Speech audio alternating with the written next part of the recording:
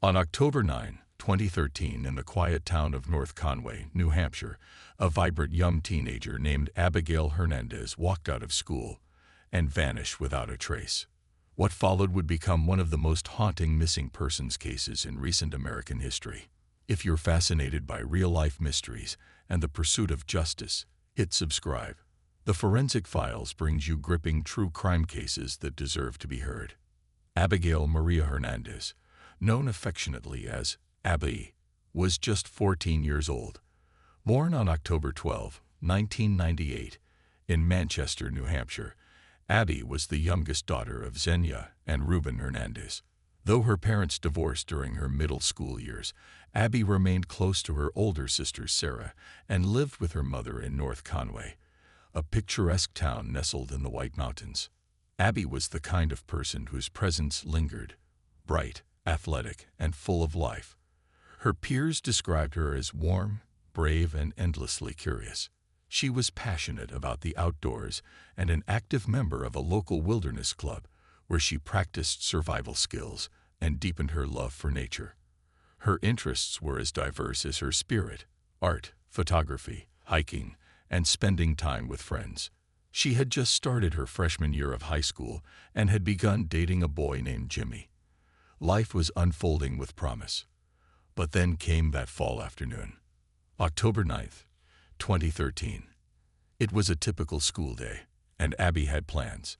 She was looking forward to her upcoming 15th birthday and a hiking trip with her outdoor club. That day, she wore new hiking boots to school, eager to break them in. But by the end of the day, the boots had become uncomfortable. Instead of taking the bus home, Abby decided to walk. That was the last time anyone saw her. By 5:00 p.m., Abby hadn't returned home. Her mother Xenia tried calling. No answer. The phone was off. As night fell, so did a sense of dread. Xenia reached out to Abby's friends, her teachers, anyone who might have seen her, but there was nothing. No one had heard from Abby since she left school. The only clue was a faint signal. The last ping from her phone was traced to an area roughly a mile from her home. Then, silence. By the next morning, the small town was in crisis. Local news outlets reported her disappearance, and search efforts began in full force. Police, volunteers, and neighbors combed through woods, trails, and neighborhoods. Flyers were posted. Vigils were held. But day after day, there was still no sign of Abby. Then, more than a month later, an unexpected breakthrough. A letter.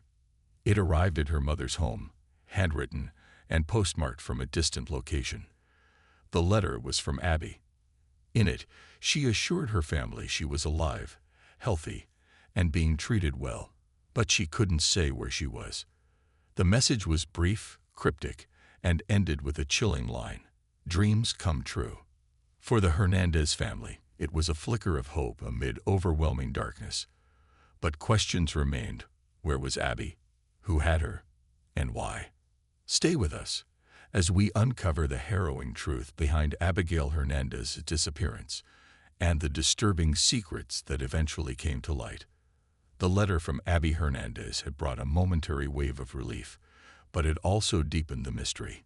Confirmed through forensic handwriting analysis, the message was, without a doubt, written by Abby herself. But the contents left investigators and her family with more questions than answers. Was she truly safe, or was she writing under threat? Was she on the run, or being held captive? Speculation began to spread. One theory, circulated in the media, suggested Abby may have fled due to a possible pregnancy, a notion that her family firmly rejected. Her sister Sarah dismissed the idea outright, stating that the two shared everything. If something so significant had been happening in Abby's life, Sarah insisted, she would have known. As the investigation deepened, the FBI officially reclassified Abby's case as an abduction. The tone of the letter, its vague reassurances, and the unexplained absence all pointed to a deeply unsettling conclusion. Abby had not left willingly. Behind the scenes, the truth was far more disturbing than anyone could have imagined. Just a short drive from where Abby disappeared, She was being held by a man with a long history of violence and erratic behavior, Nathaniel Kibbe. Born on July 15, 1980, in Manchester, New Hampshire, Kibbe was already known to local law enforcement. His criminal record stretched back to his youth, charges ranging from theft to assault to illegal possession of firearms. He was described by those who knew him as volatile and controlling, a man with a hair-trigger temper and a reputation for intimidation. Incredibly, just months before Abby's disappearance, Kibbe had attempted to abduct another teenage girl from a bus stop. She resisted, managing to fight him off as bystanders intervened. Kibbe fled the scene, and although police investigated, the case was ultimately closed without charges. He remained free. On the afternoon of October 9, 2013, Abby, sore from walking in her new hiking boots, was offered a ride by a stranger in a pickup truck. The man behind the wheel was Nathaniel Kibbe. At first, Abby declined, but Kibbe persisted, pointing out her visible discomfort and claiming he only wanted to help. Tired, in pain, and less than a mile from home, Abby accepted the ride. That decision would mark the beginning of a months-long ordeal. What seemed like a neighborly offer turned swiftly into an act of violence. Once Abby was inside the vehicle, Kibbe revealed a firearm. He threatened to kill her if she didn't comply. Then he bound her hands and feet using zip ties, concealed her face with a baseball cap, and drove her to his property, a trailer home tucked away in a rural area. There, hidden from the world, Kibbe forced Abby into a soundproof shipping container. It would become her prison. What unfolded inside that container over the following months would reveal the terrifying control one man could exert, and the incredible resilience of a young girl determined to survive. Inside the cold walls of a metal shipping container, 14-year-old Abby Hernandez regained consciousness. She was disoriented, alone, trapped. The space around her was claustrophobic. No windows, no light, no sense of time. Her captor, Nathaniel Kibbe, had soundproofed the container, sealing it off from the outside world. No one would hear her scream. This was no accident. Kibbe had designed the container as a prison, an environment of complete control where Abby was to be broken, isolated, and silenced. From the beginning, Kibbe's abuse was relentless. He subjected Abby to repeated physical assaults and psychological torment. He threatened to kill her family if she tried to escape. He demanded she refer to him as Master, never revealing his real name, reinforcing the dehumanization and control. Each day became a battle for survival, each moment a test of will. And yet, Abby refused to surrender to fear. Despite the constant danger, she began to look for ways to outmaneuver her captor. She tried to establish rapport, speaking to Kibbe calmly, even empathetically. She told him she didn't judge him. She promised she wouldn't go to the police if he let her go. It was a survival tactic, an attempt to appeal to any fragment of decency he might have left. But Kibbe was unpredictable. His moods shifted violently. One moment, he showed a twisted form of gentleness. The next, brutal violence. Roughly a month into her captivity, he ordered Abby to write a letter to her family. Under his watchful supervision, she wrote what he dictated, a message designed to allay suspicion and slow the search. In it, she told her mother and sister she was safe and healthy. The letter closed with a chilling phrase, "Dreams come true." It was a calculated deception. But even within the constraints of Kibbe's demands, Abby tried to embed subtle clues, hints that something wasn't right. She hoped someone might read between the lines. But Kibbe monitored every word. Any sign of resistance, any attempt to defy him, was met with swift and harsh punishment. So Abby adapted. She learned to obey. She followed his rules. She watched. She waited. Over time, Kibbe's guard began to slip. He allowed Abby small privileges. Occasionally, she was permitted to sleep in his trailer instead of the container. He brought her books and magazines, an apparent reward for her cooperation, or perhaps an effort to keep her subdued. He even involved her in his criminal enterprise, forcing her to assist in a counterfeit money operation. And then, in one of those books, Abby made a vital discovery. Tucked between the pages was a name, Nathaniel Kibbe, her captor's real identity. It was a single, powerful piece of information, and when the time came, it would be her key to the truth. Despite brief glimpses of daylight and fleeting moments outside the container, Abby Hernandez's reality remained one of fear, silence, and psychological captivity. She had no idea that freedom had, at times, come frighteningly close. Throughout her 9-month imprisonment, law enforcement had visited Nathaniel Kibbe's trailer more than once, investigating separate incidents unrelated to Abby's disappearance. But each time, they left without suspicion. The shipping container that held Abby remained untouched, a cruel twist of fate that allowed Kibbe to keep his secret hidden in plain sight. But by July 2014, Kibbe's carefully maintained illusion of control began to unravel. A dispute with a woman named Lorraine, whom he had paid using counterfeit bills, escalated beyond his control. When he learned that police were preparing to raid his property again, this time in connection with the fake currency, Kibbe panicked. His fear of being caught for the counterfeiting operation led him to make a drastic decision. He would release Abby. On July 20, 2014, 9 months after he first abducted her, Nathaniel Kibbe blindfolded Abby once more. He bound her hands, covered her face with a baseball cap, and drove her deep into the countryside. Along a remote road, he pulled over, ordered her out of the vehicle, and delivered one final warning: do not go to the police. Then he drove off. Abby, disoriented and physically weak, began walking. Hours passed before she reached a familiar neighborhood. And then, for the first time in 276 days, she found her way home. Cut to footage. Grainy home surveillance video.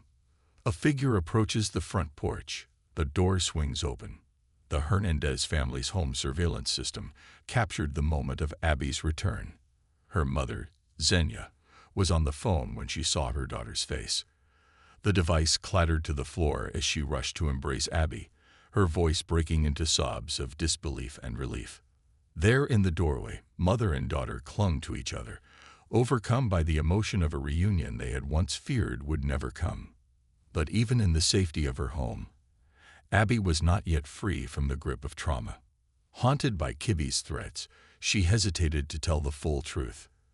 At first, she insisted she didn't know who had taken her, nor where she had been kept.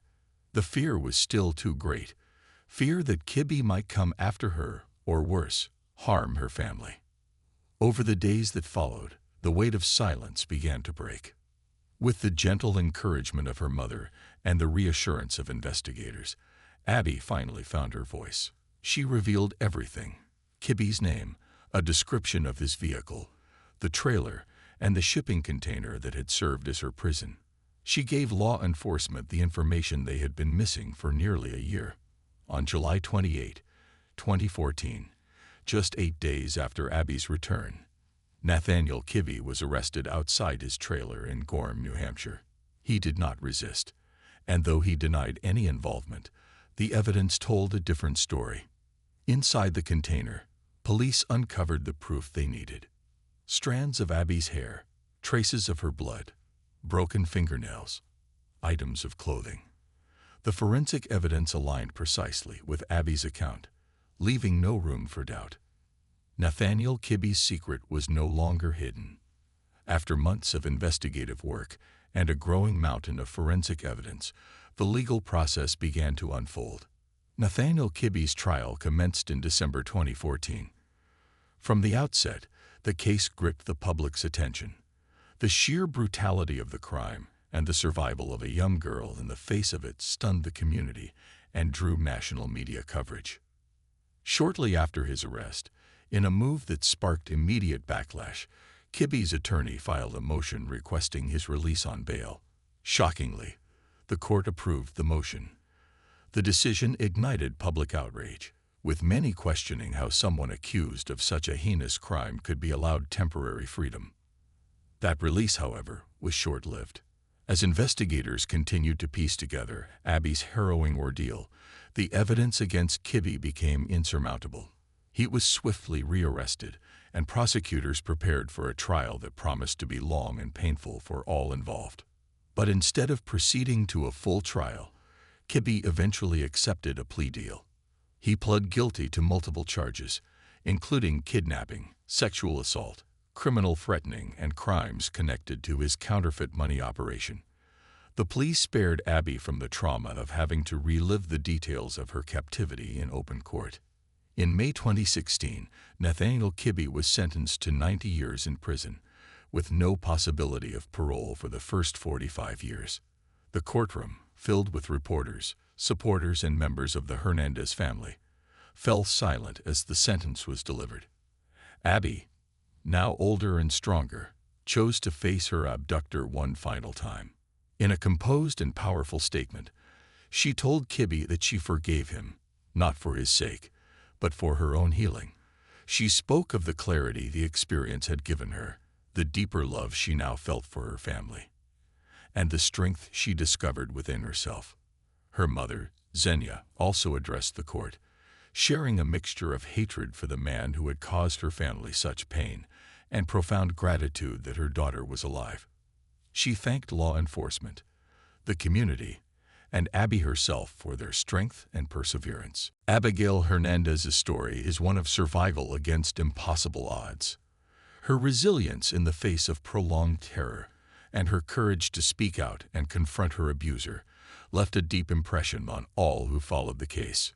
The outcome of Stake v. Nathaniel Kibbe delivered justice and closure. Public response to the case was swift and intense. The community rallied behind Abby and her family, while lawmakers and advocacy groups pointed to the case as a call for better safeguards against repeat offenders and stronger protections for vulnerable youth. And while the scars of what happened will never fully fade, Abby's journey from victim to survivor stands as a lasting symbol of human endurance.